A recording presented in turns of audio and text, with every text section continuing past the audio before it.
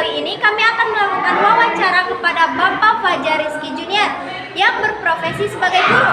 Wawancara ini bertujuan untuk kita lebih tahu tentang profesi guru. Dadah, saksikan ya. Halo teman-teman, di sini kami sudah bersama Bapak Fajar selaku seseorang yang berprofesi sebagai guru. Baik, Bapak, kami akan menanyakan sesuatu hal. Bapak saat ini menjabat sebagai apa di sekolah ini? Untuk di SMK Sumpah Pemuda 3 ini saya berprofesi sebagai guru sekaligus dengan amanat dikasih untuk sebagai kaprok pemasaran, jurusan pemasaran gitu. Oke, baik. Selanjutnya, terus apa saja tugas dan tanggung jawab Bapak sebagai guru? Tugas dan tanggung jawabnya seperti biasa ya, seperti guru dasarnya kita mengajar. Terus kalau untuk di jabatannya ya seperti kita menangani apa yang harus kita laksanakan atau kita besarkan, kita harus majukan gitu kan, namanya pemasaran. Jadi yang megang pemasaran tuh Bapak sendiri kan. Jadi bagaimana nih caranya kita untuk bisa menaikkan jurusan pemasaran dibandingkan dengan jurusan yang lain. Seperti itu. Selanjutnya, sudah berapa lama Bapak menekuni profesi sebagai guru? Kalau untuk menekuni sebagai guru ini Bapak udah berarti sekitar ada 5 tahun. 5 tahun sampai 6 tahun lah. Berarti sebelum berdirinya sekolah SP3 ini? Sebelum berdirinya SP3 ini Bapak udah mengajar di sekolah yang lain. Kalau boleh tahu sekolah yang di mana? Di Bitung Sari deket SMP 2 Ciawi, di situ ada SMK Wijaya Plus 2. Baik. Terus apa tantangan terbesar yang sering Bapak hadapi dalam mengajar?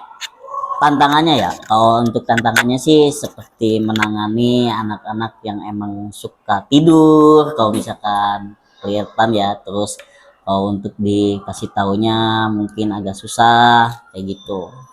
Paling itu aja sih kalau untuk ngajar tuh. Jadi jarang terlalu yang ada berlebihan lah kalau untuk ngelawan, kayak misalkan keras kepala ngelawan nentang gurunya kayak gimana, jarang ada. Kalau Bapak sendiri sih jangan ada ya, nggak tahu kalau untuk guru yang lain ya. Oke. Terus pertanyaan selanjutnya, bagaimana cara Bapak mengatasi tantangan tersebut? Nah, untuk mengatasinya sebenarnya simpel aja. Untuk mengatasi hal-hal yang seperti itu, kita lebih pendekatan dulu ke anak, bagaimana keinginan mereka untuk nyamannya dia mengajar bersama Bapak sendiri gitu kan. Nah, setelah dapat nyamannya untuk belajar bersama Bapak ya, di situ udah pasti bakal ngalir aja ngajarnya, atau mereka pun bakal ngalir untuk sendirinya dia. Berarti Bapak tuh mengajak kayak ngobrol dulu sama dia, kenal lebih dalam lagi. Ya, lebih pendekatan terus dulu. Apa alasan dia kayak gitu? Ya. Baik, pertanyaan selanjutnya. Pertanyaan selanjutnya, bagaimana hubungan dan kerja sama Bapak dengan rekan kerja di sekolah?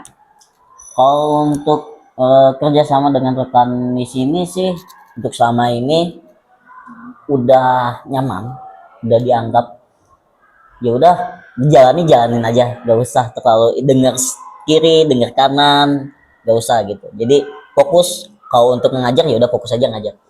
Jadi kalau ada omongan-omongan orang lain atau ya dengan yang lainnya Bapak gak ngedengerin? Gak dengerin, Fokus lebih bagi fokus dengan diri kita sendiri. Oke. Lalu kalau boleh tahu pendidikan terakhir apa yang Bapak tempuh untuk menjadi guru? Nah, untuk saya saat ini sih saya udah melaksanakan PPG ya. PPG itu guru sertif untuk khusus yayasan gitu. Tapi ada juga kan di P3K.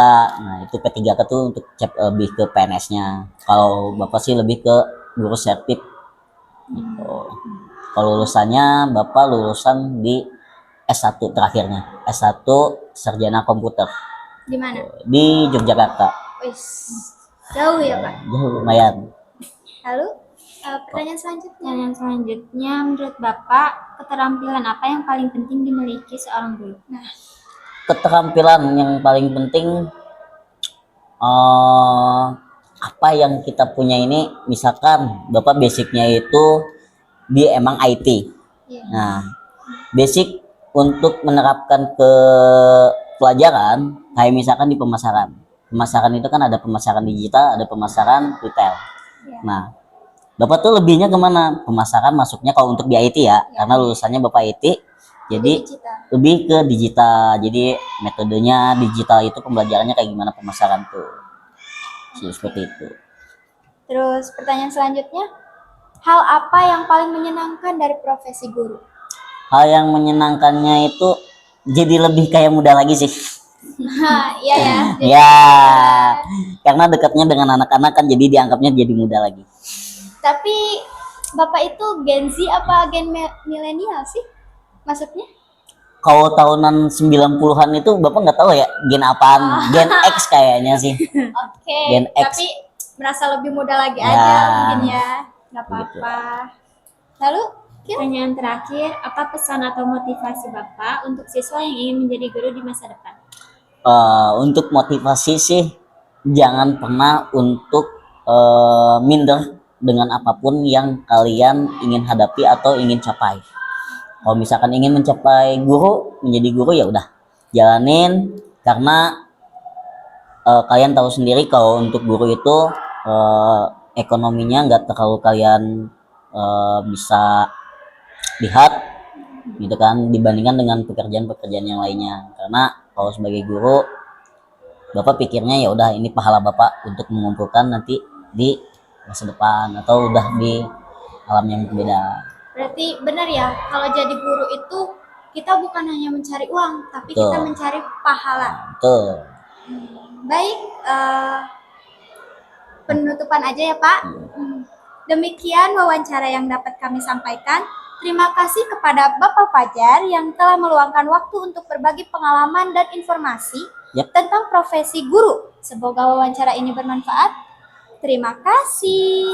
Oke.